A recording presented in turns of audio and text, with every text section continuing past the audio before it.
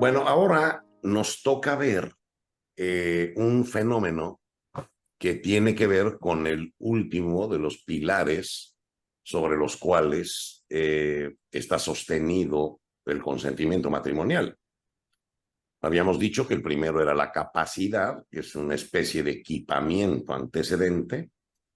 El segundo era el componente intelectivo, que debe siempre acompañar el acto voluntario, porque la inteligencia siempre aporta lo suyo.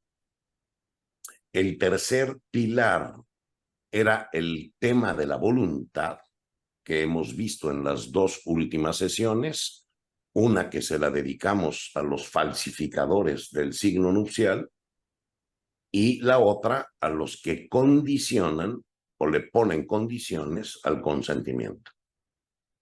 Ahora nos toca el último pilar.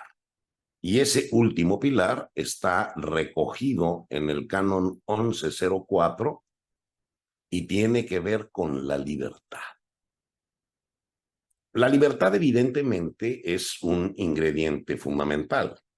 No puede haber un consentimiento verdadero sin una libertad verdadera. ¿Qué es la libertad? Pues la libertad es esa capacidad que la persona tiene de autodeterminarse, digamos, sin presiones, sin acorralamientos, sin amenazas, de modo que la persona decida con absoluta libertad el estado matrimonial y el candidato que escoge. Porque la libertad se ejerce sobre dos objetivos: el matrimonio y el candidato. No solo eliges con libertad el estado matrimonial, sino también eliges con libertad con quién lo emprendes. Entonces, ojo aquí, porque la falta de libertad puede abarcar estas dos dimensiones. ¿Sí? Verse obligado a casarse y verse obligada a casarse con Juan. ¿Sí? Porque a lo mejor la persona sí quiere casarse, pero no con Juan. Y a lo mejor, digamos, la situación está obligando a la persona a casarse con determinada persona. Este canon 1104, que es muy chiquito, pero es muy profundo, lo que establece es lo siguiente.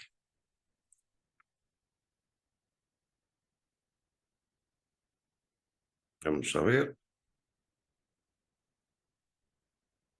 Perdón, es el canon 1103. Me falló por uno. Es el 1103. Dice, es inválido el matrimonio contraído por violencia o por miedo grave, proveniente de una causa externa, incluso el no inferido con miras al matrimonio, para librarse del cual alguien se ve obligado a casarse. A ver, ¿qué escenario nos está planteando aquí el canon?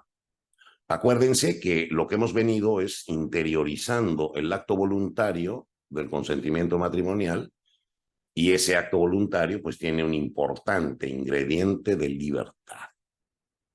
Y lo que sucede en este escenario es que es la libertad la que se ve arruinada. Tenemos, en primer lugar, una amenaza, tenemos un estado de perturbación de la persona y tenemos una salida forzada en donde para librarse de la amenaza se ve obligado a casarse. Lo primero que yo quisiera destacar es que la falta de libertad tiene como dos primeras manifestaciones.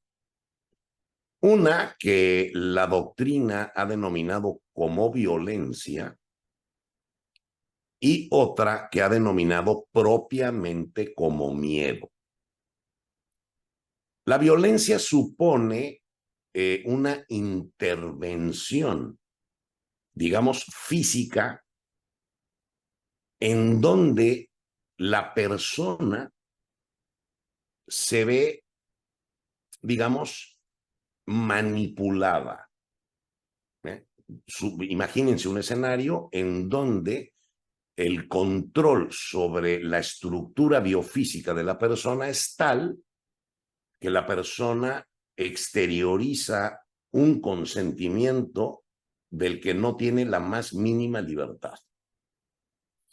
Es un escenario muy difícil porque, digamos, supone una manipulación física de la persona, pero bueno, no porque pudiera ser raro o difícil, no está previsto, no está previsto. El escenario realmente común es el del miedo. En el miedo, la persona sí da su consentimiento por miedo. La persona sí accede libremente, digo, no libremente, pero accede voluntariamente, de manera coaccionada, a elegir el estado de vida matrimonial o a elegir al candidato a cónyuge. ¿Qué sucede aquí? Pues sucede que existe una secuencia de elementos. Primero, existe una amenaza externa. Esa amenaza externa debe tener un origen humano, es decir, la amenaza debe ser de alguien. Y de alguien que, visto subjetivamente desde el ángulo de la persona, es una persona capaz de inferir una amenaza. No es lo mismo que te amenace de muerte el líder de un cártel que una viejita abuelita inofensiva de 90 años de edad. O sea, digamos que el origen externo de donde proviene la amenaza debe de ser, digamos, de origen humano. Es alguien quien te está amenazando. Ese alguien pudiera también revestir, digamos, como una forma societaria o colegiada. Imagínense a lo mejor un entorno familiar en donde la familia completa ejerce una presión constante sobre alguno de sus miembros para que acceda a contraer matrimonio, porque de lo contrario vendrían tal y cual consecuencia en el núcleo familiar. Entonces, el origen de la amenaza puede ser una persona o puede ser un colectivo de personas, como es el caso de un núcleo familiar, que es el ejemplo que les estoy poniendo. Pero en definitiva, la amenaza tiene que tener la posibilidad de amedrentar a la persona, que es el siguiente punto de la secuencia.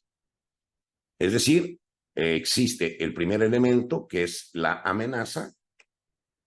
La amenaza supone ciertos males que sobrevendrían a la persona de no cumplir el deseo de quien amenaza. En segundo lugar, vendría la aflicción de la persona respecto de las graves consecuencias que para ella tendría no acceder a dar gusto, digamos, a quien amenaza. Y el tercer elemento en la secuencia es que la persona se ve forzada a elegir el matrimonio como la vía para librarse de las consecuencias de que la amenaza se cumpliera. Entonces tienes una situación que hay que analizar desde un punto de vista objetivo y desde un punto de vista subjetivo. La amenaza, desde luego, debe ser una amenaza grave, capaz de afligir verdaderamente a una persona y de llevarla a hacer algo que no quisiera hacer, pero que se ve obligada a hacer para librarse de las consecuencias de la amenaza. Entonces, la gravedad sobre la cual recae la amenaza tiene que cumplir con criterios objetivos y subjetivos. Que sea objetivamente grave es importante, aunque menos importante que la subjetividad, es decir, es evidente que un mal objetivamente grave aterroriza a cualquiera, porque la gravedad es objetiva. ¿Sí? Si alguien te amenaza con matarte, pues eso a cualquiera lo aterroriza. Y esa es la gravedad objetiva. Pero aquí lo más importante es la gravedad subjetiva. Es decir, que a la persona que recibe la amenaza, esa amenaza sea muy grave para esa persona, que a lo mejor para otra persona no lo sería. Es importante también relacionar la persona que infiere la amenaza y la persona que la recibe. Y aquí pues, podemos manejar ejemplos. Por ejemplo, probablemente, imagínense que nuestra querida Alicia conoce a Tomás y Tomás pues a lo mejor es este hijo de un socio de la familia de Alicia. Y entonces la familia de Alicia empieza a presionar a Alicia para que se case con Tomás, porque Tomás les parece un muchacho magnífico, y empiezan a advertirle a Alicia que de no hacerlo probablemente pudiera quedarse fuera de la herencia de la familia, y si es una familia rica todavía es más importante. Y entonces esa situación puede acabar llevando a Alicia a tomar una decisión que no quería para evitar el mal que pudiera sobrevenirle de no, digamos, complacer a la familia. Probablemente en un caso semejante, si Alicia fuera una chica desapegada de la familia, que probablemente la herencia pues no fuera muy significativa, en donde tienes a una Alicia que inclusive vive por su cuenta, que probablemente solo muy de vez en cuando frecuenta a la familia, pues probablemente que la amenacen le vale una pura y dos con sal. O sea, no logra ser grave para ella. Fíjense cómo aquí lo importante es sobre todo la gravedad subjetiva. La gravedad subjetiva.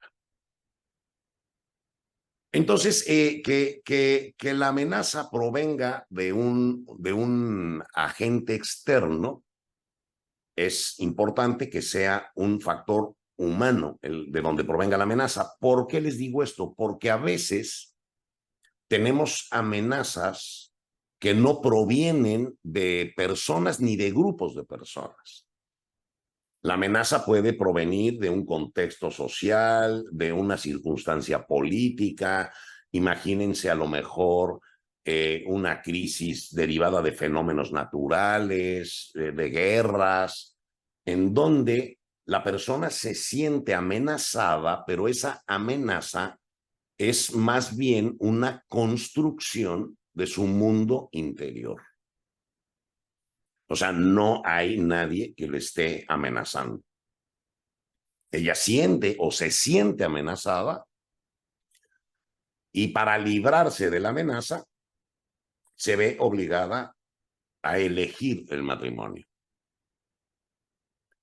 Muchas veces, por ejemplo, en el caso muchas veces de embarazos entre parejas de novios, Inclusive tienes, por ejemplo, tal vez a los papás de la novia que le dicen, oye, mira, no es necesario que te cases, piénsatela 2 veces. O sea, lejos de amenazarla para que se case, casi le piden que no lo haga.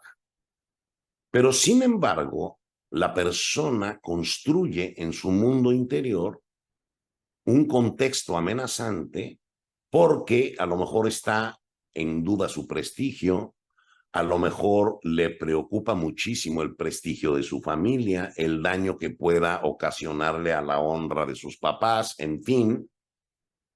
A lo mejor el sentimiento de tener un niño sin papá o un niño que nace de una pareja que no está casada, todo eso puede ser una construcción en el mundo interior de la persona y que si tú dices se siente amenazada y se casó para librarse de los males que le sobrevendrían de haberse ido por la libre y no haberse casado. En definitiva, no quería el matrimonio, accedió al matrimonio porque estaba embarazada y porque quería evitar el escándalo, el problema con la familia, en fin, pero nadie la amenazó puntualmente para que se casara. Ese escenario es un escenario más bien del canon 1095 del grave defecto de discreción de juicio. Es decir, cuando tú tienes una perturbación que afecta gravemente el modo como procesas, como decides, como evalúas la situación para tomar una decisión tan grave como el matrimonio, si tienes un estado de perturbación, esa situación está más bien encajada en la capacidad para el matrimonio, que vendría a ser el canon 1095, específicamente en el parágrafo segundo del grave defecto de discreción de juicio. Aquí, fíjense cómo a veces los fenómenos cabalgan muy cerca, y distinguir un fenómeno de otro requiere un poquito el análisis diagnóstico un poco más fino, preciso, el guante de cirujano para saber los límites entre unos fenómenos y otros. Y muchas veces se enciman, andan juntos y pudieran plantearse a veces simplemente mediante ángulos diferentes. El mismo fenómeno admite diversos análisis. Pero bueno, como esto es un análisis profundo del acto voluntario, pues tenemos que llegar al fondo de la disección, de la distinción entre qué separa a un fenómeno de otro. En este ejemplo que les pongo, efectivamente la persona se siente amenazada, efectivamente sobrevendrían determinados males, pero es una amenaza que ella misma se ha construido en su mundo interior. No es una amenaza que alguien le esté infiriendo. Ahora, la amenaza tiene que tener, además de provenir de una causa humana externa y de causar un estado de aflicción interna, tiene que ser prácticamente indeclinable. Es decir, se convierte en la única vía para librarse de la amenaza y por lo tanto la persona sí o sí acude a la celebración del matrimonio. Yo tuve un caso que atendí de una persona que tenía su novia, llevaba algún tiempo con la novia y de repente un día que se fue de fiesta, se enredó con otra chica, la embarazó. La chica era hija de un importante miembro de la delincuencia organizada que le hizo llegar la atenta nota de que tenía que casarse con su hija sí o sí. Imagínense, este amigo de repente llega a su casa y dice, papá, me caso, pero no con la novia de siempre, sino con esta que conocí antier. Claro, lo hizo de manera absolutamente obligada. Por supuesto, vivió una cárcel terrorífica hasta que esto se desvaneció, porque eso es lo que pasa. O sea, esto es un tema de antropología. O sea, ¿qué pasa cuando tú acabas en un lugar en donde no querías estar porque te obligaron, porque te presionaron, porque te chantajearon, porque te amenazaron? Pues acabas accediendo, sí, acabaste accediendo, pero coaccionado. Ese es el tema. Ese es el tema, que acabas accediendo, pero de una manera coaccionada. Es decir, tiene que haber un elemento como de que es indeclinable, es decir, estoy verdaderamente obligado a hacerlo. Aquí puede haber otro fenómeno, que fíjense cómo se acercan los fenómenos, cómo se parecen o pueden dar lugar a distintas manifestaciones, ¿no? Porque tú puedes tener a alguien que por miedo acepta casarse, pero tienes a otro que por miedo finge casarse. Y entonces nos regresamos al capítulo que veíamos aquí de los falsificadores del amor conyugal y de los motivos por los cuales falsifican. Un motivo para simular que me caso es el miedo. Y entonces, en virtud de la amenaza, lo que hago es ir a montar el teatro de fingir que me caso. Entonces son escenarios distintos. El que finge casarse excluye el matrimonio, pero usa el signo nupcial. Y usa el signo nupcial justo para conseguir la consecuencia de verse casado, que es librarse de la amenaza. En el escenario propiamente de miedo, la persona acepta, pero por miedo, casarse. Ya sea que la amenaza se dirija al estado matrimonial o a la elección del candidato o a las dos cosas. O a las dos cosas. Porque la amenaza puede abarcar, desde luego, las dos decisiones fundamentales, que es la decisión de querer el estado matrimonial y la decisión de con quién emprendo el proyecto.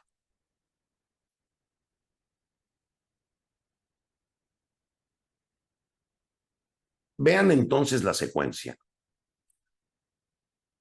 La amenaza objetiva o al menos subjetivamente grave causa un estado interno de aflicción y de manera indeclinable la persona se ve obligada a casarse. A ver, hay que distinguir casarse con miedo de casarse por miedo. Casarse con miedo es normal. O sea, todo el mundo se casa con un poquito de miedo de a ver cómo me va. Y eso es normal. ¿Sí? Cuando estás celebrando tu matrimonio, siempre tienes un poquito de miedo hacia el futuro, de bueno, espero estar haciendo lo correcto. Yo creo que sí, la verdad es que lo ponderé, lo decidí tranquila, serenamente. Espero que me vaya bien y pues me encomiendo a Dios y vámonos. Eso es casarte con miedo. No, aquí es casarse por miedo. O sea, la coacción que la persona sufre lo lleva a elegir de manera forzada el matrimonio. Hay otro fenómeno, hay otro fenómeno que es una especie de complejo de inferioridad que la doctrina denomina el miedo reverencial. Es el mismo miedo, pero aquí la amenaza y todo el fenómeno del miedo adquiere matices un poquito más sutiles, porque existe una relación de superioridad entre quien infiere la amenaza con respecto de quien la recibe. Y a eso se le ha llamado en la doctrina y los estudiosos del tema como miedo reverencial o temor reverencial. O sea, que la amenaza puede ser mucho más sutil, pero el impacto sobre la persona que la recibe es profunda y obtienes el mismo resultado. Imagínense un contexto como el siguiente, ¿no? Imagínense ustedes que Tomás, pues es un chico muy alineado, un joven discreto, prudente, que siempre ha visto a su papá con profundo cariño, con profundo respeto, que siempre ha procurado obedecer a su papá. Y el papá, pues, le presenta un día a la hija de un amigo de él. Imagínense que Alicia, pues, es hija de un íntimo amigo del papá de Tomás. Y en un contexto, en una cena familiar, el papá le presenta a la hija de su amigo, que además es su socio en algunos negocios, en fin. Y el papá, después de la cena, le dice, oye, Tomás, mira, pienso que esta chica te conviene. A ver, un papá, hasta eso, digamos, en la línea de lo normal, que le sugiere al hijo una chica buena, ojalá te fijaras en ella. Pasa un par de días, oye, ¿no has pensado en esta chica Alicia que conociste el otro día, que estuvo en la casa? Me parece que es una chica buena, te conviene, mira por aquí, hasta tengo su teléfono, si quieres te lo paso, háblale, invítala por ahí al desafuero, mira que yo te invito inclusive a la velada, llévatela por ahí a cenar. Sí, papá, mira, la verdad, muy agradable, la niña me pareció buena. Pasan otros 2, 3 días, oye, ¿qué pasó? Ya le marcaste, ya se te ocurrió tener la iniciativa, llámale, no te vas a arrepentir. Total, Tomás acaba hablándole a Alicia, aprovecha la oferta del papá, se van a cenar a un lugar fenomenal, ¿no? Y pasa el tiempo y entonces el papá empieza, oye, ¿y cómo va el tema con Alicia? ¿Ya estás formalizando algo? Yo te recomiendo que lo hagas. Y entonces, bueno, pues acaba Tomás haciéndose novio de Alicia, ¿de acuerdo? Y entonces empieza un noviazgo y a lo mejor después de 6 o 7 meses de andar de novio de Alicia, probablemente Tomás está convencido de que no le gusta, de que no es la chica para él, pero sin embargo el papá está encima, primero diciéndole que cómo va, que él aproveche, que es una buena chica, y luego empieza el papá a sospechar que va a querer Tomás terminar con Alicia, y entonces se adelanta, y yo te sugiero que la conserves, no se te vaya a ocurrir terminarla, es muy buena chica, además, hombre, si te casas con ella vas a contar con todo mi apoyo, ya sabes, los negocios, la fábrica, a mí me parece un buen perfil, hasta que acaba acorralando a Tomás de una manera muy sutil, pero muy contundente. Entonces, el miedo reverencial es el que tiene estas características. El que amenaza tiene una posición privilegiada de superioridad respecto de quien recibe la amenaza. Y esto es muy común a veces, por desgracia, en relaciones familiares, porque inclusive el papá de Tomás puede estarlo haciendo de muy buena voluntad. O sea, el papá de Tomás quiere lo mejor para su hijo, pero tan quiere lo mejor para su hijo que quiere vivir la vida del hijo, o sea, quiere sustituir al hijo y tomar él la decisión de con quién debe casarse Tomasito.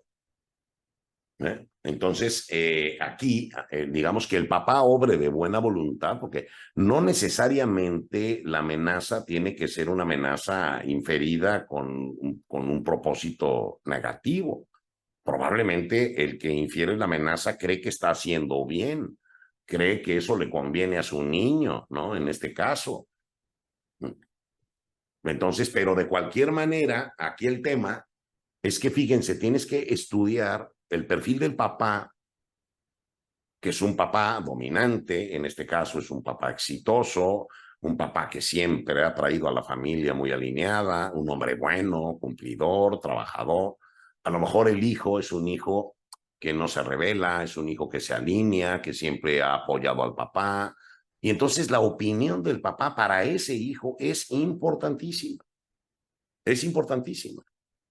Entonces, el problema está en que la sugerencia, el consejo, empiece a revestir un tono amenazante en donde el hijo diga, no, no la mueles, si no me caso con Alicia, a lo mejor mi papá ya no me quiere en sus negocios, a lo mejor me va a dejar de considerar como me ha venido considerando, creo que lo mejor es que le dé gusto a mi papá y ahí vas.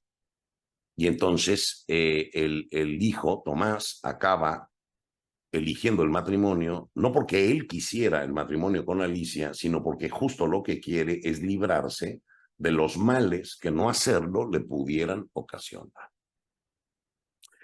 Este escenario, pues tiene, digo, en primer lugar, la importancia de valorar la libertad. La libertad con la que siempre debemos conducirnos, porque debemos tratar de evitar hacer lo que no queremos hacer. Entonces, digamos, yo le diría a los jóvenes, jamás, nunca jamás, decidas algo que no quieres en virtud de presiones, acorralamientos, amenazas, porque no te va a funcionar. No te va a funcionar. Y tampoco lo elijas si has construido amenazas en tu mundo interior, tú solito. O sea, en realidad, no tienes por qué elegir el matrimonio si no es lo que verdaderamente quieres. Es que me da miedo quedarme sola. Y como le tengo miedo terrorífico a quedarme sola, entonces, y quiero evitar esa amenaza de la soledad, entonces elijo casarme. Y no es porque quiera ser esposa o porque quiera ser tu esposa, sino que lo que quiero es no verme en el futuro en soledad. Y la amenaza de estar sola, que me aterroriza, es la que me acaba llevando a elegir el matrimonio. En este caso ya vimos que no es un caso propiamente de miedo, sino más bien es un caso de defecto de discreción de juicio, en donde la persona se autocrea un estado de angustia, en donde acaba decidiendo mal, absolutamente mal, el matrimonio. ¿De acuerdo? En cambio, en el caso propiamente del miedo, pues tiene que haber una amenaza o puede ser un contexto humano, pero al final amenazante, el estado de angustia en que la amenaza lleva a la persona y lo indeclinable que lo lleva a elegir por miedo el matrimonio. Y puede ser elegir el matrimonio o puede ser elegir a determinada persona para el matrimonio. Y el caso del temor reverencial, que es exactamente el mismo fenómeno, pero está matizado por la relación de jerarquía que existe entre el superior y el inferior, en donde la amenaza puede ser mucho más sutil, puede ser tal vez hasta inferida de buena voluntad. Inclusive, dice el canon, que puede ser inferida no directamente para que te cases. O sea, el que amenaza puede amenazar, pero no precisamente porque quiere que te cases. En cambio, para librarte de la amenaza, te casas. O sea, puede haber un escenario en donde el que amenaza busca otra cosa, ¿sí? Y te libras de la amenaza casándote. ¿Eh? Porque tú, por ejemplo, tienes la amenaza de alguien que quiere que salgas con su hija. Y te amenaza para que salgas con ella, no te está diciendo que te cases con ella. Pero para librarte de eso, te casas con otra. Y entonces me libro digamos, de cumplir el contexto de la amenaza. O sea, yo al final acabo eligiendo el matrimonio, aunque la amenaza no se dirigiera a que yo me casara. Basta con que yo me vea obligado a casarme para librarme del mal en que consiste la amenaza. O sea, de cualquier manera, estamos ante escenarios que arruinan la libertad. Aquí lo importante que debemos considerar nosotros es que la libertad es un ingrediente fundamental del acto voluntario en que consiste el consentimiento matrimonial. Y que muchas veces la tristeza, la depresión, la crisis matrimonial encuentra su origen en una libertad muy disminuida de quienes decidieron casarse. Y entonces, claro, si no estás donde querías, si hubo algo que no fuiste tú que te puso en ese lugar, pues el estado de insatisfacción acaba siendo cada vez más grande y más insoportable. Porque si un trabajo no lo resistes, a menos que lo hayas elegido, imagínate el estado de cónyuge, la vida matrimonial, que no querías o con alguien que no querías y que acabó imponiéndose por determinadas circunstancias, menos por tu libertad. Y ese es el tema. El tema es que a veces atiendes en la práctica clínica, en el diagnóstico, atiendes a una pareja que lleva 15 años, que a lo mejor está profundamente insatisfecha, que su relación es muy mala y el fenómeno acaba explicándose en el origen del matrimonio en una situación como esta. Y entonces, claro, si yo no me puse aquí porque yo no quería estar aquí, pues imagínate eso y para toda la vida se convierte en la piedra del pípila, que luego hace que las cosas se destruyan, se deshilachen y a veces los especialistas que andamos queriendo descubrir qué pasa aquí, pues a lo mejor no tenemos claro este tipo de posibilidades en donde el fenómeno disfuncional encuentra un punto de origen. Y puedes estar en el año 15, tal vez con 3 hijos de por medio, en donde tienes una relación absolutamente insatisfactoria porque alguno de los dos tal vez no está ahí porque le dio la gana. Y ahí está el tema. Estas cosas se pueden restaurar. Por ahí en alguna de las charlas les platicaba de un caso que yo tuve en donde se logró restaurar. En este caso era un tema de falta de libertad interna, era más bien del canon 1095, pero era un caso semejante, una chica que se casó embarazada, no habían hablado de boda, no habían planeado casarse, él tenía inclusive planes de irse a hacer un posgrado a una universidad de esas muy importantes en el extranjero, ya lo habían admitido en la universidad para hacer su maestría, en fin, y de repente pues se les presentó esta situación y tuvo que casarse. Él tuvo que casarse, ya es terrorífico. ¿Sí? Y claro, la persona, a pesar de que era bueno, a pesar de que era trabajador, a pesar de que cumplía con sus deberes, con su familia, en fin, porque no era ni pelado, ni papá, ni nada, pero entraba y salía de su casa con una jeta de insatisfacción permanente. Y el origen de la insatisfacción era ese, era ese. Yo aquí estoy porque las circunstancias me obligaron. Yo debí de haberme ido a hacer mi maestría, debí de haber estudiado en el extranjero. Hombre, sí que quería a mi novia y hasta me hubiera acabado casando con ella seguramente, pero no era el momento, no lo habíamos platicado, en fin. O sea, la libertad es bien importante.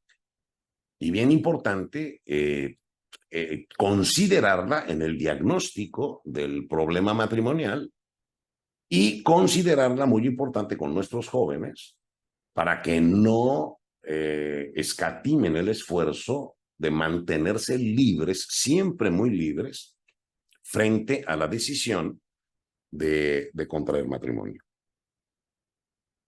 Bueno, pues esto sería, digamos, lo más importante de esta sesión. Tal vez pudiéramos adelantar un poquito, 10 minutos, el tema de las preguntas y pues adelante. No sé qué preguntas tengan, podríamos tener un poquito más de tiempo para las preguntas. Adelante. Adelante, Adriana. Gracias, maestro. Yo tengo dos preguntas. Por aquí también hay psicólogos, si ellos también pueden aportar porque me surgió una duda de que si la presión subjetiva, psicológica, como decirle la mamá, ¿no? No vales nada, es que tú sola no puedes, es que ¿para qué vas a estar así? Ve nada más, es muy inútil, la lleve a, o lo lleve al matrimonio, o eso entra en el canon 1095. En mi Esa es la opinión, primera. está en el 1095. Ok, Eso. O ok. sea, a ver, ¿qué tienes ahí? Tienes un contexto familiar que ha venido, digamos, disminuyendo la autoestima de la Ujú, persona. ujú, Entonces, la persona se siente como imposibilitada, se siente tal vez muy vulnerable, probablemente se valora muy poco, ¿eh? Y esa situación afecta, en cierta medida, puede afectar su proceso madurativo, el gobierno de sí mismo sobre su propia vida, y entonces acaba siendo un chico o una chica profundamente vulnerable y probablemente acaba haciendo lo que no quiere hacer o no hubiera querido hacer justo porque es sumamente vulnerable. Hay que ver que el problema sea un problema, digamos, subjetivamente grave desde el punto de vista de que afecte ese contexto familiar, haya afectado a esa persona, porque a lo mejor el mismo contexto, otro chico lo libra perfectamente sin problema. O sea, acuérdense que ningún fenómeno es la incapacidad de nadie. El fenómeno es la causa. La incapacidad es efecto. Y una misma causa puede afectar a uno de una manera, a otro de otra manera y a otro no lo afecta en lo absoluto. Pero sigue siendo capacidad de grave defecto, o si dependiendo de la gravedad para esta persona, entonces ya entra en este canon. No, no porque no, a menos que hubiera una amenaza puntual. Digamos, el canon 1103 está diseñado Ajá. para el miedo. Y el miedo es una amenaza humana externa inferida a una persona, la amenaza le angustia muchísimo y para librarse de los males de la amenaza se ve obligado a casarse. Esa es la previsión, pero acuérdate que como estamos desmenuzando aquí, las cosas pueden estar cerquita y, y de aquí para acá es miedo, pero de aquí para acá ya estás en el canon 1095, ¿me entiendes? Ok. Y la otra, este, por ejemplo, en la amenaza, el miedo reverencial, ¿es válido el matrimonio o ya se puede anular el matrimonio por esta parte del miedo? No, a ver. Ya lo entendí. El matrimonio siempre se presume válido. Ujú, Claro. Todos los matrimonios celebrados se presumen válidos. ok. Y el matrimonio goza del favor del derecho. Es decir, un matrimonio que se celebró, en principio se presume válido. Ahora, si la persona que se casó sin libertad, hombre, el canon lo que hace es proteger a la persona y a su libertad. O sea, si te casaste por miedo, si te acorralaron para que fueras como oveja al matadero, Ajá. pues perdón, pero tienes derecho a que la iglesia estudie tu situación y te diga, oye, en este contexto tu matrimonio no es verdadero y tú la verdad es que no te casaste. Ah, ya entendí. ¿Me Ah, ok. entiendes? Sí, Esa es, perfecto. Ya esa es, entendí. esa es la nulidad. O sea, hay que tener cuidado con el empleo de la palabra de me anulen. No, no es que te anulen, como si hubiera Ujú. sido válido y luego hubiera dejado de ser. No. Ah, O sea, una nulidad supone que la relación no es verdaderamente matrimonial. ¿Por qué? Porque faltó libertad. Porque sin libertad verdadera no hay matrimonio verdadero, ni sacramento verdadero, porque el sacramento es el matrimonio. Si no hay matrimonio, no hay sacramento. ujú. ¿De acuerdo? Sí, ya entendí. Muchas Nada gracias por más eso. que esa situación, pues claro, no la puede decretar cualquiera. Hay una instancia en la iglesia donde tú vas y vas porque tienes derecho a ir y decir, oigan, tuve esta situación, tuve este problema, quiero ponerlo a su consideración, ellos lo estudian y si tienen certeza moral, te dirán, oye, después de haber estudiado esto, efectivamente, desde nuestro punto de vista, esto no fue un matrimonio verdadero. Por lo tanto, pues no te has casado, cásate cuando quieras. Ok, gracias, maestro.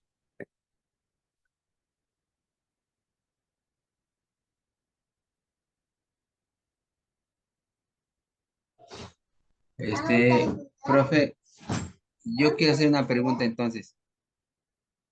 Adelante. Entonces, o sea, estoy pensando en esta paciente que le conté el otro día, cuando estábamos hablando de los defectos de la voluntad, ¿no?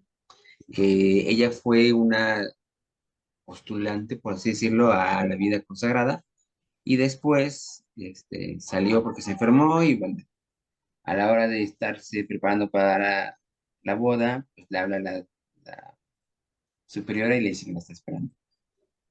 En este caso también podría aplicar esto, ¿no? Cuando ella piensa, dice, estoy a horas de mi boda, este, me- yo me quiero casar, pero de repente me hablan y me dicen que me esperan en el convento, ¿no?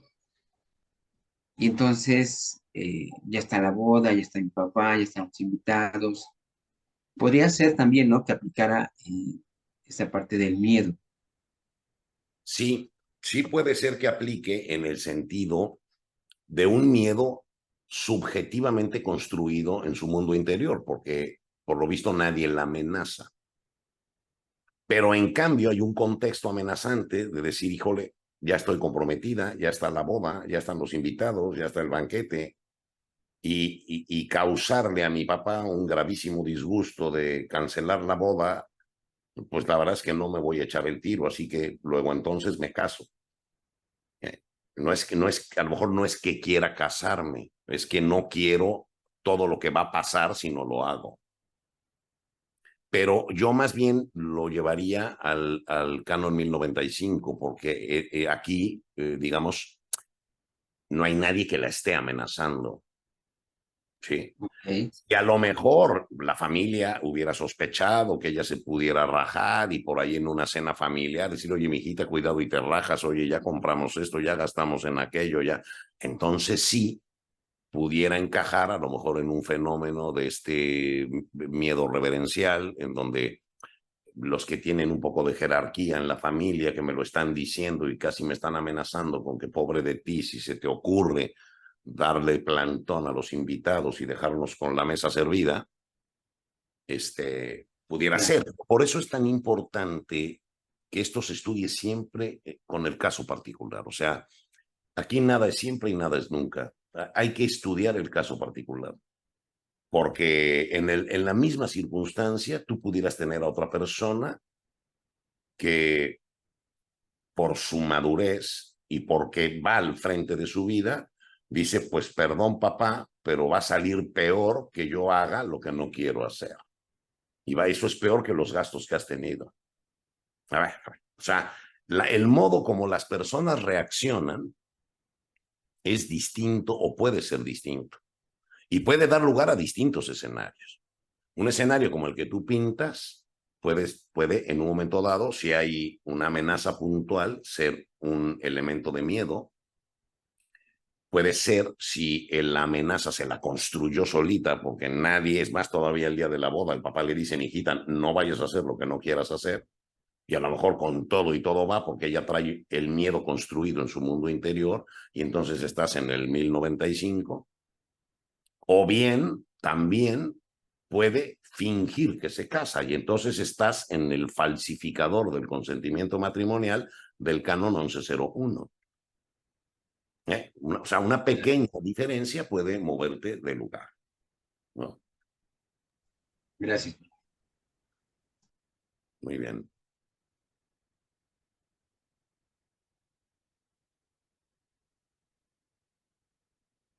¿Alguien más que quiera plantear algo? ¿Les pareció suficientemente claro? Qué bueno, qué bien. Es lo que es lo que me gusta de este perfil de alumnos, ¿eh? entienden súper bien. Adelante, Ángeles. Muchas gracias. Oiga, profesor, y vamos a suponer, o sea, ahí como que me confunde un poco, o sea, bueno, ok, que la amenaza de alguna forma, o sea, pueda venir del exterior, pero, o sea, ¿qué tanto, o sea, qué tanto el entorno de una persona, o sea, genera que vaya, o sea, que esa amenaza, o sea, realmente como que no venga tanto del exterior, sino que venga, o sea, como de la persona misma, como de un diálogo interno en un momento dado. Es decir, o sea, hasta dónde muchas veces ya inclusive el tema del matrimonio vaya, es como si, no sé, o sea, como que yo veo que pareciera ser de repente como un reto. O sea, como es algo como tan difícil que se convierte en un reto. Esto no es como un diálogo interno y no puede ser también como una amenaza interna. Sí, sí, es que mira, a ver, yo creo que hay que partir de lo esencial. Tú dices, a ver, lo esencial es la libertad de decidir lo que quieras con tu vida. Eso es lo esencial. Cuando empiezas a contaminar la libertad de diferentes maneras, tal vez unas provienen de fuera, otras provienen de dentro de ti mismo, empiezas justo a construir lo que arruina la libertad con la que esto debe hacerse. Y esa libertad puede estar arruinada por diferentes caminos. Aquí, o sea, lo único que hacen todos estos cánones es ir diseccionando el consentimiento y el acto de voluntad en que consiste el consentimiento para ir encontrando como anomalías desde distintos ángulos. Porque al final el consentimiento es unitario, es una sola acción, pero esa acción puede estar afectada por temas de capacidad, por temas de corte intelectivo, por el tema voluntario, por haber puesto una condición, tal vez por haber fingido o excluido algún elemento que es esencial en la relación, o tal vez porque yo me construí una amenaza y me estoy librando de ella casándome, o tal vez porque alguien puntualmente me amenazó. En fin, a ver, las posibilidades son muchas. Es como la salud y la enfermedad. La salud es como estándar. O sea, tú juntas a 100 personas saludables y pues todos se parecen. En cambio, juntas a 100 enfermos y cada quien trae lo suyo. O sea, la enfermedad siempre es, digamos, tiene cada una su propia fisonomía. En cambio, el estado de salud es un estado muy promedio, muy parejo, ¿no? Lo mismo pasa también con la madurez. La madurez es un estado estable en donde la persona gobierna su vida, hace lo que quiere razonablemente, porque ninguno somos así la maduración perfecta. Todos estamos en el proceso, pero digamos, una persona razonablemente madura tiene un grado de estabilidad. En cambio, la inmadurez tiene muchas manifestaciones muy complejas. Estoy seguro que los psicólogos estudian la salud conductual para luego empezar a ver los problemas del comportamiento y las enfermedades del comportamiento. No, me imagino que así es porque yo no soy psicólogo. Pero sí, en muchos casos, la persona pues sí construye dentro de su mundo interior situaciones a las que luego responde su comportamiento.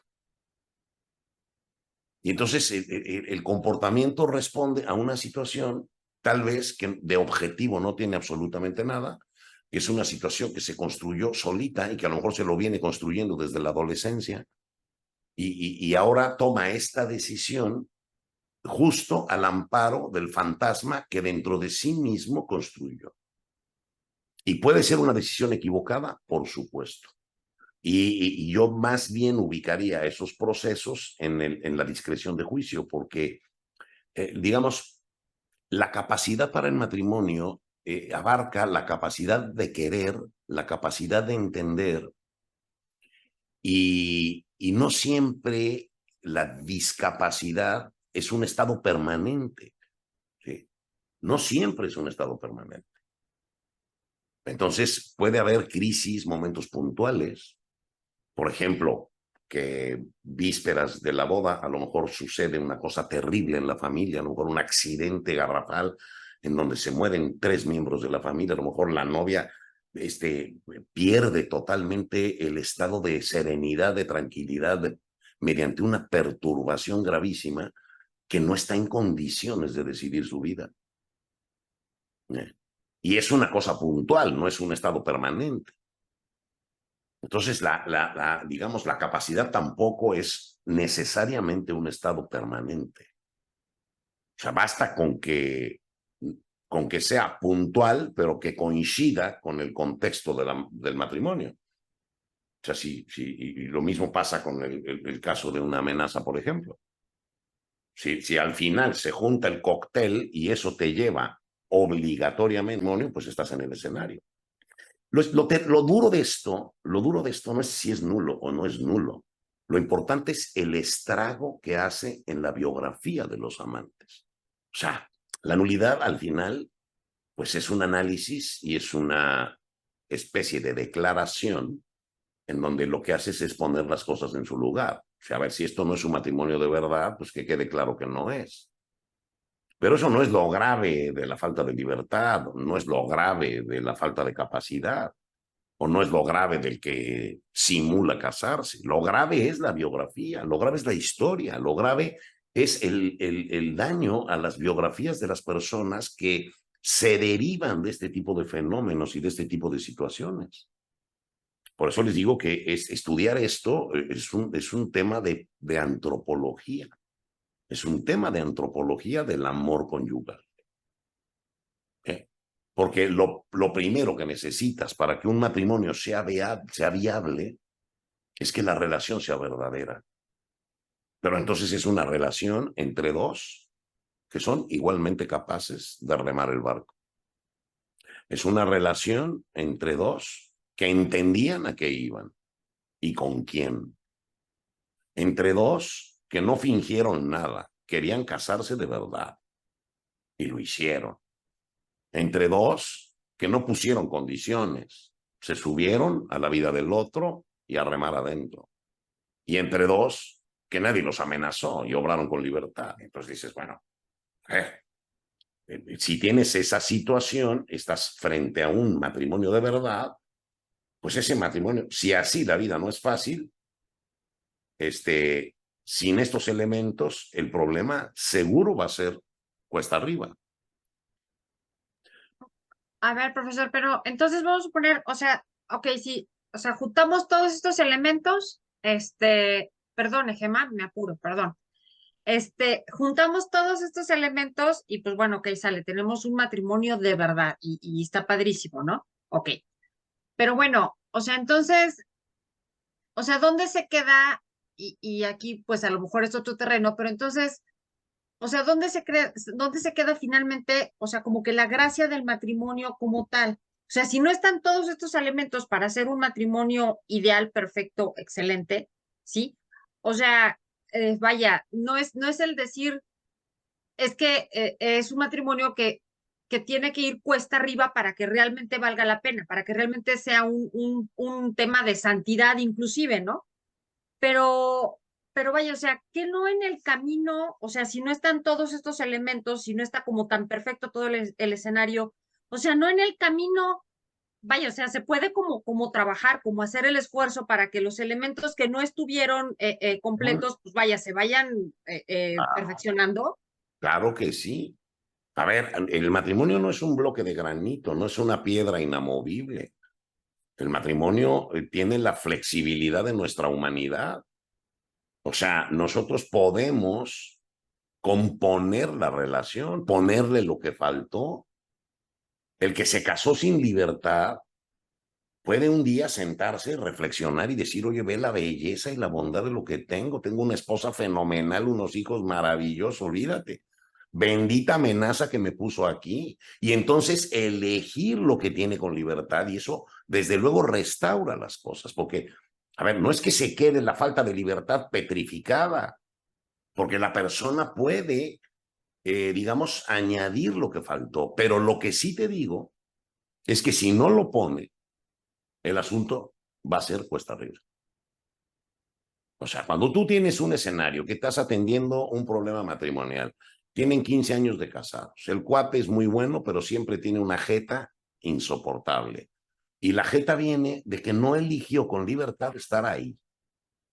Y a lo mejor tiene una familia hermosísima, una esposa maravillosa, y sin embargo está absolutamente insatisfecho.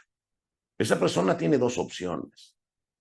O se sienta a valorar lo que tiene y lo elige de verdad, y entonces la estructura del matrimonio se compone, o va a seguir así hasta donde aguanten. Ahora, respecto de las gracias del sacramento, y no soy teólogo, y aquí te voy a dar mi opinión, las gracias del sacramento vienen del matrimonio. El modo como obtener las gracias del sacramento es viviendo el matrimonio. Porque el matrimonio es lo que Cristo elevó a sacramento. ¿De acuerdo? Entonces, si tienes un matrimonio defectuoso, pues tienes un sacramento defectuoso. Y si no lo compones, pues no compones el sacramento. Y le puedes estar echando ganas, pero si el que tiene que poner su libertad no la pone, y la libertad es un ingrediente del sacramento, porque es un ingrediente del matrimonio, tengamos cuidado de no separar el matrimonio del sacramento. El matrimonio es el sacramento. Por lo tanto, en la medida en que más verdadero es el matrimonio, más verdadero es el sacramento.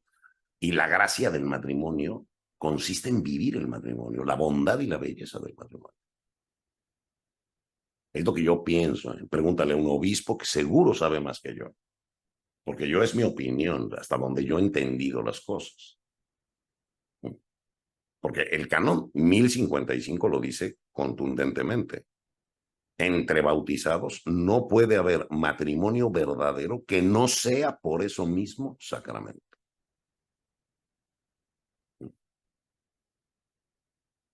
Otra preguntita por ahí había alguien, ¿no? Muchas gracias. Oh, encantado. Bueno, yo, la verdad es que parte ya se me aclaró con lo que preguntó Ángeles, Qué pero bueno. de alguna manera, sí, eso pensaba, ¿no? Y bueno, quiero que me quede claro una cosa. En el caso del miedo y la violencia, miedo y violencia son dos elementos que quitan libertad, ¿no? Eso dice la antropología. Entonces, de entrada, lo que entiendo, independientemente de que me queda claro que mientras no se demuestre lo contrario, todo matrimonio es válido, me queda claro. Exacto, Sin exacto. embargo, es una realidad que en el fondo, pensando en ellos, no hay matrimonio. Y cuando aparecen los problemas y quieren, digamos, arreglarlo y van a ayudar, pues a una ayuda, la iglesia lo único que dice es que no hubo matrimonio, ¿no? Porque no lo hubo, punto. Pero pueden arreglarlo, como lo que dice Ángeles, ¿no? Llega un momento en que dicen, bueno, pues se arregla, viene el matrimonio y viene la gracia del matrimonio, que además teológicamente entiendo, la gracia viene, pero la gracia requiere de una respuesta personal, ¿sí? Si no hay respuesta, esa gracia se tira, digamos, ¿no? Como que no hace milagros. Bueno, con esto creo que sí me queda claro, ¿verdad? Lo que dije sí. Sí. Y luego, segundo, La respuesta es una respuesta matrimonial. no O sea, entendí. la respuesta que debe dar el bautizado para las gracias del matrimonio Ah, claro, es una respuesta en el matrimonio, sí. no fuera del matrimonio. Ah, claro, sí entiendo. Otra cosa que me planteé ahorita, a ver, pues a lo mejor no es justo del matrimonio, pero que muchas veces lo que está moviendo a la gente a no casarse es el miedo, concretamente el miedo al compromiso. Así como en el otro caso es un miedo porque se ven de alguna manera presionados, comprometidos, ¿no? En el otro caso, me da la impresión de que muchos jóvenes no se quieren casar por el miedo al compromiso. porque a lo mejor en el fondo el deseo que tienen sí es el deseo del concepto de matrimonio, ¿no? O sea, quiero estar con ella, pero vamos a hacer la prueba, no hay que casarnos por si las dudas. Entonces, lo que quisiera entender en ese caso, pues no entienden el concepto de matrimonio o de alguna manera lo entienden, pero hay un miedo al compromiso. Sí. Eso fíjate que yo lo veo que se está como masificando Sí, y es un poquito una antropología como del pequeñismo antropológico, o sea, las generaciones nuevas empiezan a verse como más disminuidas, como está cañón, o sea, ¿para qué me meto en eso? Casi nadie puede. Me volteo a ver el entorno y es un perfecto desastre. Me volteo a mi propia familia y no hay quien dé una. O sea, ¿me entiendes? Y entonces eso les siembra la sospecha de que por ahí no es. A ver, quiero ser feliz. Eso no lo dudes. Nuestros jóvenes quieren ser felices. Y están dispuestos a empeñar la energía que tienen para ser felices. El problema es cómo y por dónde. ¿Mm? Y entonces han estigmatizado la fórmula matrimonial con la sospecha de que tal vez no sea la mejor fórmula. Y ahí es donde yo creo que se pueden equivocar, porque es verdad que su libertad puede elegir muchas cosas, porque que sean igualmente elegibles no las hace iguales. Y pueden elegir irse a vivir juntos sin ningún compromiso, pueden elegir a lo mejor hacerlo pues, de manera temporal o hasta que nos funcione. Hay mil modalidades en que pueden relacionarse. Pero la modalidad matrimonial es esa radical, biográfica, profunda, a morir iguales. Esa es la fórmula matrimonial. Y esa es la fórmula que a lo mejor están estigmatizando con la sospecha. Y lo malo es cuando la sospecha está en el fondo de ellos, ¿eh? O sea, el que se casa y en el fondo está diciendo, híjole, si no funciona, pues al fin me divorcio. Hay tantos que no hay problema. Es tan común estar divorciado hoy que pues, uno más no pasa nada. Entonces, la dosis de voluntariedad con la que lo hacen es muy pobre. Es como el que se inscribe en la universidad. Tienes dos chicos que se inscriben en la Facultad de Derecho. Uno va con una férrea voluntad de saco la carrera porque la saco, haga lo que tenga que hacer. Y otro entra con sus dudas, quién sabe, déjame ver si es efectivamente lo que me gusta. Por lo mismo le echa pocas ganas y por lo pronto, como le echa pocas ganas, lo reprueban más rápido y entonces más rápido se da cuenta de que pues no era por ahí y entonces se baja de la carrera y en realidad los dos pudieron haber triunfado si hubieran puesto esa decisión férrea de yo esto lo saco, ¿por qué lo saco? Porque es lo que yo quiero. Entonces aquí el tema es que yo creo que los jóvenes sí tienen voluntad, lo que no tienen es la dosis de deseo radical de construir este proyecto. Tal vez porque han visto tantas historias tristes, probablemente, que piensan que esto es para genios, para iluminados, para gentes que no son ellos. Y entonces ellos debieran conformarse con un proyecto más realista, menos ambicioso, pero lo malo es que solo cuando eres muy ambicioso obtienes mucho éxito. A ver, ¿quieres ser muy feliz? Tienes que ser muy ambicioso. Porque si te quedas con un esfuerzo a medias, si tienes una fatiga anterior al esfuerzo, en donde no me quiero esforzar porque no tengo la pasión, el deseo, pues entonces menos lo alcanzas. Y para quienes tienen la vocación, porque no todos tienen por qué tenerla, para quienes tienen la vocación al amor sexual, a vivir con alguien, a ser con alguien, a envejecer con alguien, a acompañar su existencia con alguien a quien aman, los que tienen esa vocación, si por pequeñez no lo intentan, desde luego no lo van a tener. Y se van a quedar en una soledad que no querían, cuando después de los 40, 45, 50 años se les acabó la energía de las fiestas. Y entonces viene el peso de la soledad, el tener que vérmelas conmigo mismo porque no tengo a mi compañera con la que podía seguir disfrutando la vida, acabar juntos, una historia compartida, un lugar a donde voltearnos y ver lo que hemos hecho. En fin, la experiencia de vida matrimonial, para quien tiene vocación, es una belleza. Ahora, también tienen que tener vocación, que tampoco es obligatorio. Hay quienes no tienen vocación para esto, pues que no lo hagan. A mí me ha pasado, pues, gente que me ha dicho, oye, yo la verdad no debí de haberme casado nunca, nunca. Yo estaba bien solito, ¿no? Fui de borrego porque todos mis amigos lo hicieron, pero yo no debí de haberlo hecho nunca. Probablemente quien no tenga vocación. Ahora, la vocación al amor es universal, ¿eh? O sea, cuidado con la trampa del egoísmo y su dinámica, ¿eh? Porque quien al final no da su vida a algo, a alguien, a un proyecto, a algo valioso, entonces se queda en una soledad terrible porque no tiene a nadie a quien serle fiel, ni siquiera a un proyecto. Todavía dices, bueno, mira, el que decidió irse por la vida religiosa, bueno, pues tiene que serle fiel a algo. El que se dedicó a lo mejor a la filantropía y tiene la Madre Teresa de Calcuta, bueno, está bien, o sea, entregar la vida es muy importante, porque si no entregamos la vida, entonces nuestra vida sirvió de poco. Y eso al final lo sabemos y nuestra propia vida nos lo reclama.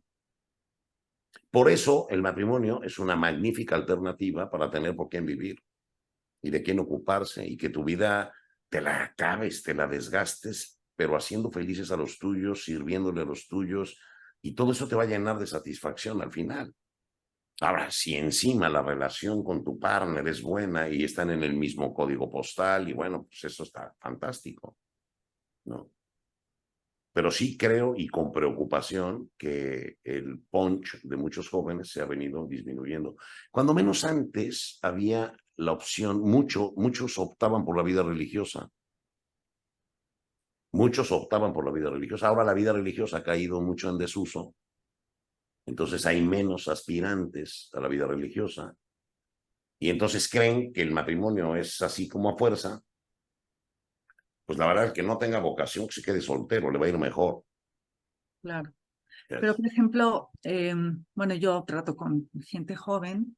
En el momento en que ves que pues la chica o el chico, ¿no? Tiene una debilidad de voluntad, ¿no? Pues porque ni modo, su formación, todo lo que le rodea. Y no hablo de que tenga un vicio, ¿no? Lo que se decía la vez pasada, ¿no? El alcoholismo, la pornografía, pero sí hay una cierta debilidad de voluntad que le va a impedir de alguna manera tener el compromiso, hacer un compromiso estable. Pues hay que prevenir, ¿no? Como que ayudar a los jóvenes y a las chicas, ¿no? Chicos y chicas, como para que vivan bien su noviazgo viendo eso y sepan cortar a tiempo, ¿no? Claro. Pues por el bien de ambos, siempre. O Sí. sea, sí es Fíjate que conveniente. a veces lo que pasa es un poco perplejo porque la voluntad es el arma más poderosa. El arma más poderosa. O sea, cuando tú de verdad quieres algo, haces lo que tengas que hacer porque lo quieres. Y cuando un joven quiere algo y lo quiere de verdad, velos, cómo salen a correr a los maratones, cómo van a los gimnasios, porque algo quieren, ¿no? Y eso que quieren apasionadamente, los levanta en la mañana, los pone a chambear, por supuesto. O sea, la voluntad es un ingrediente de nuestra naturaleza. Y la voluntad nos lleva a lo que tenemos apetito. Por lo tanto, yo creo que el tema no está en una voluntad débil, sino en haber perdido de vista el objetivo. Porque voluntad tienen. Cuando se entercan en hacer algo que quieren, vaya que lo hacen. El problema es que no han detectado la bondad y la belleza de esto. y tal vez porque no la ven, no la desean. Y entonces, como no la desean, pues no ponen manos a la obra para construirlo, para conseguirlo. Y ese puede ser el problema. Yo por eso a veces digo, los jóvenes quieren ser felices. O sea, la voluntad de ser felices no me cabe la menor duda. El problema es el método. O sea, el camino para ser felices. Ahí es donde se pierden. Pues entonces escogen para ser felices hacer fisiculturismo, mantenerse en la talla fantástica de las medidas top, a lo mejor en aparecer en todas las redes sociales.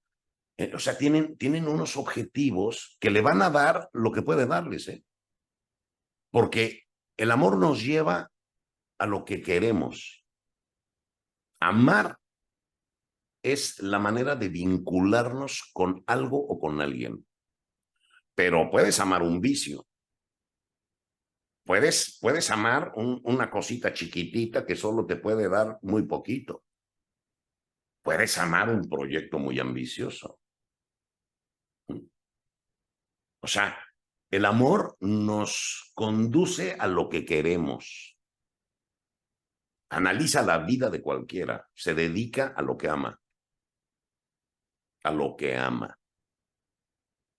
Inviertes el tiempo de tu vida en lo que amas.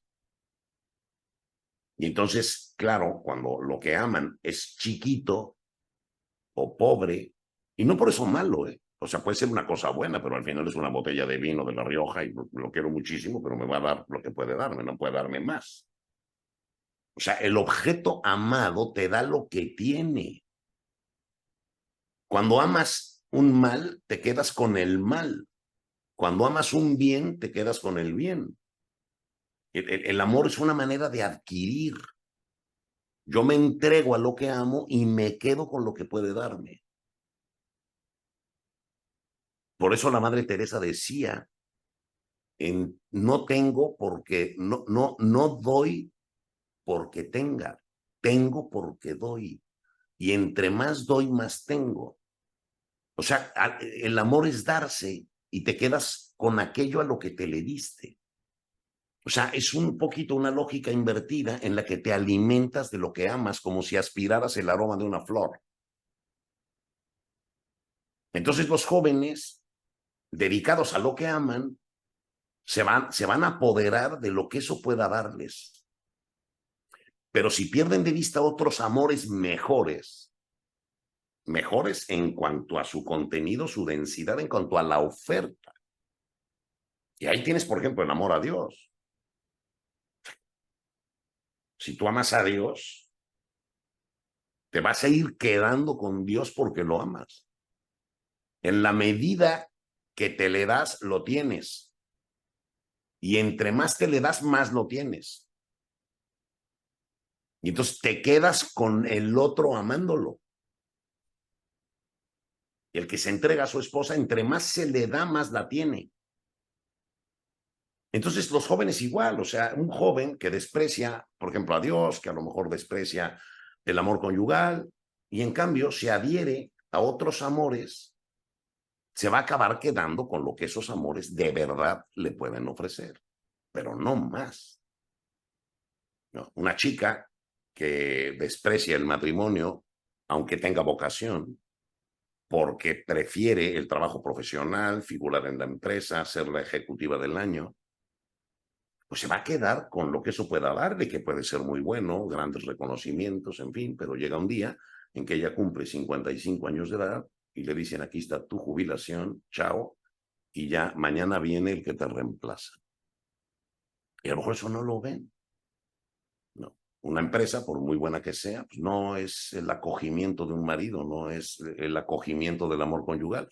A lo mejor no tenía vocación y hizo bien, y luego se retira a quedarse solita en su departamento y a lo mejor es una tía fenomenal de sus sobrinos. Bueno, qué bueno. A ver, la vida tiene muchas versiones. Lo importante, creo, es que los jóvenes vean, ambicionen lo mejor que podemos obtener de la vida y que se apuesten por eso. Ya me extendí. No, pero muchas gracias. Adelante, Ángeles. Sí, nuevamente, ¿verdad? Tienes tu manita levantada. Perdón. A ver, nada más rapidísimo, profesor. A ver, dos cosas. Una, o sea, y ahorita, o sea, me dio la pauta o sea, para el planteamiento más lógico de la pregunta. O sea, ¿a qué se refiere usted cuando dice, es que los jóvenes ven esas historias, o sea, literal así lo puso, esas historias tristísimas, ajá, en tema del amor conyugal, ajá? O sea, ¿cuáles son esas historias tristísimas? Porque bueno, o sea, pues también ven exactamente lo que usted acaba de decir. O sea, digo, si se dedican al tema del trabajo y hacer, digo, grandes profesionistas, pues tarde o temprano todos lo ven, que acaban por darles una patada y decirles, bueno, gracias a Dios, bye bye. Entonces creo que son igualmente tristísimas esas historias. Entonces, o sea, eso. Y la otra es, alguien alguna vez me dijo que una de las, o sea, vaya, de las más, de las revelaciones, o sea, más importantes en el tema del matrimonio como tal, o sea, como lo más tangible, es el tiempo, ¿sí?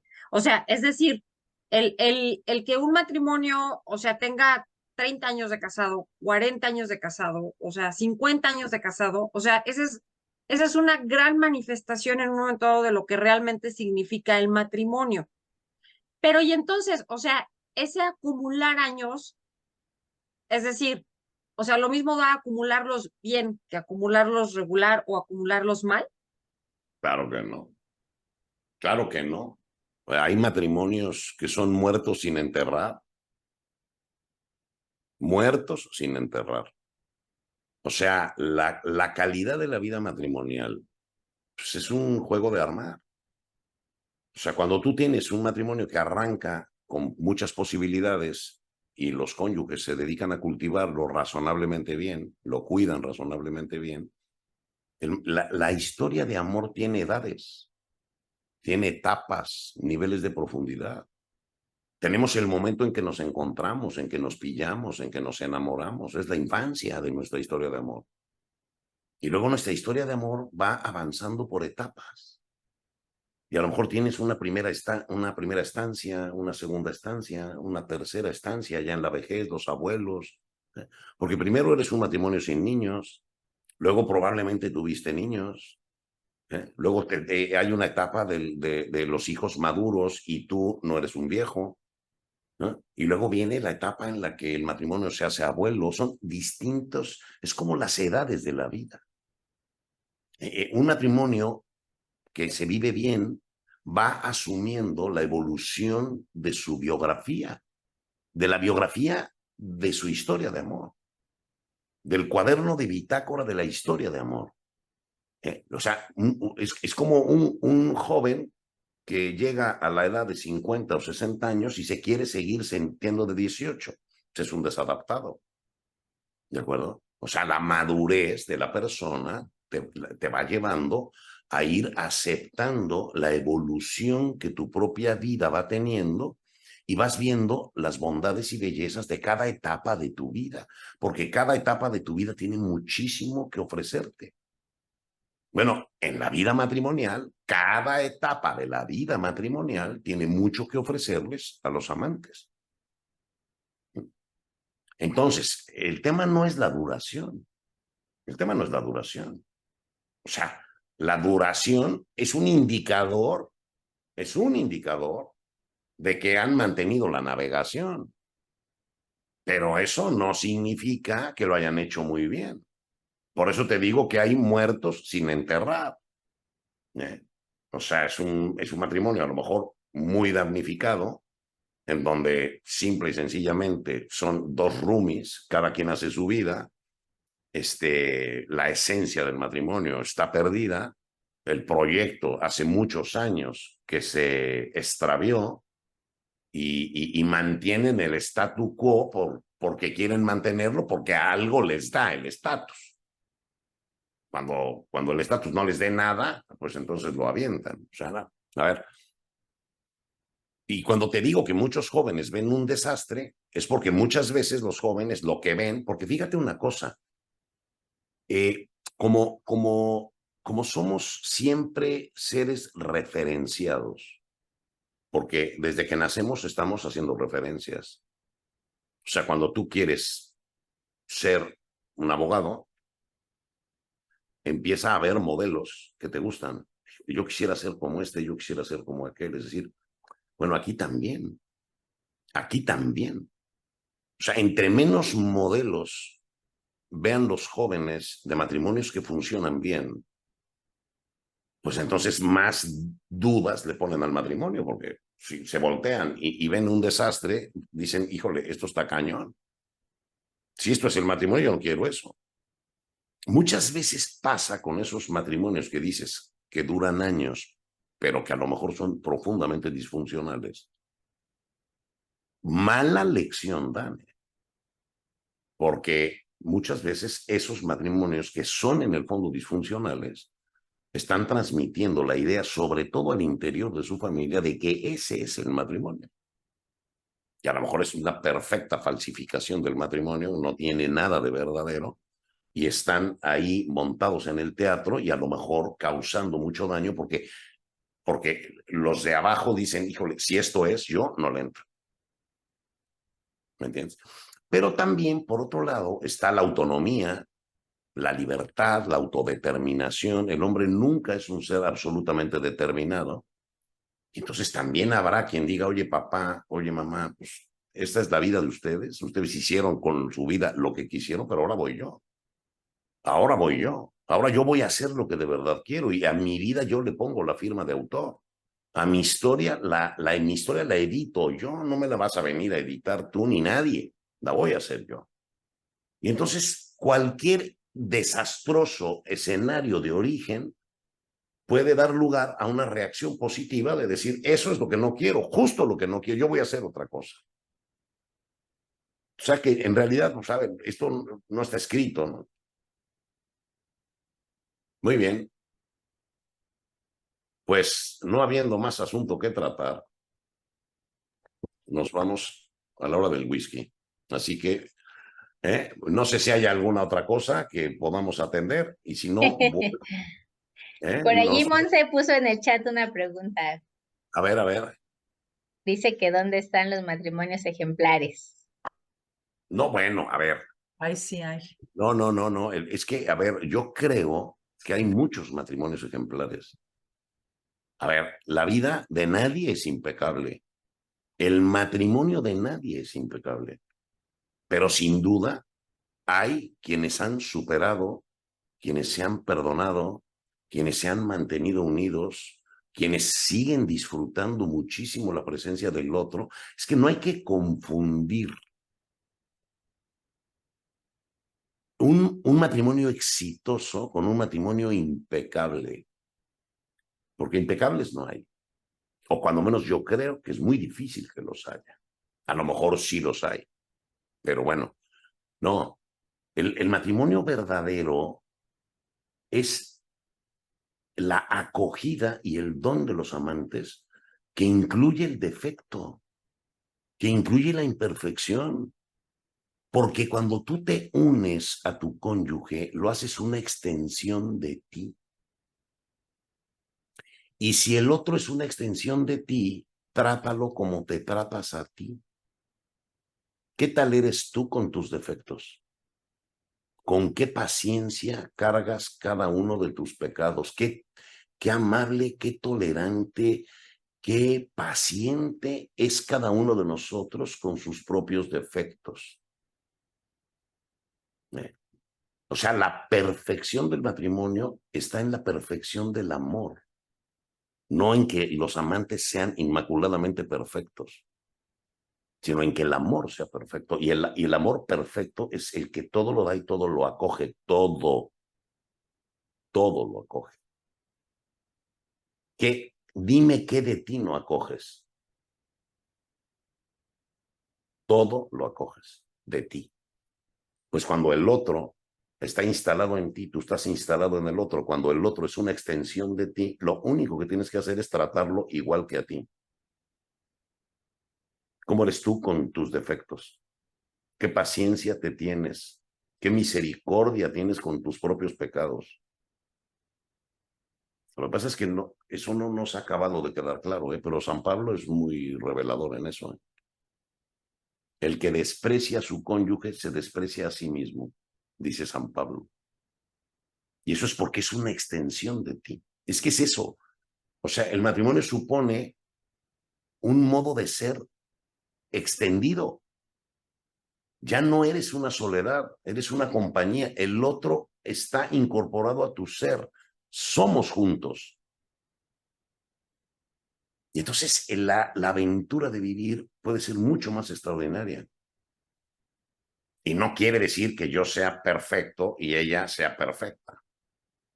Lo que tenemos que procurar es que el amor sea perfecto. Entre más perfecto sea el amor, pues más toleras, más incluyes, más perdonas, más acoges. Y también más te esfuerzas por no dañar, por no lastimar, por no ofender al otro.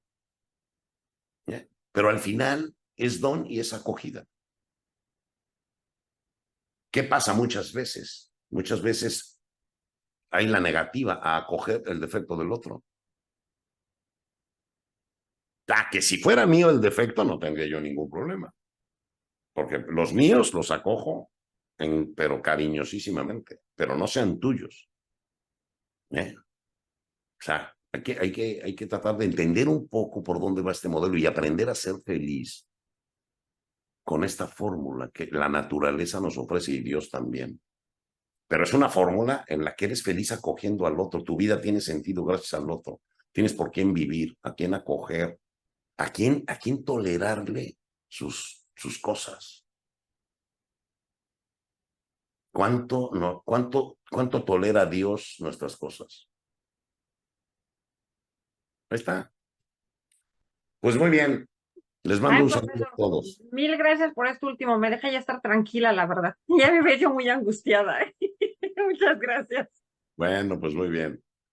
Nos vemos el próximo miércoles. Espero que no se me complique.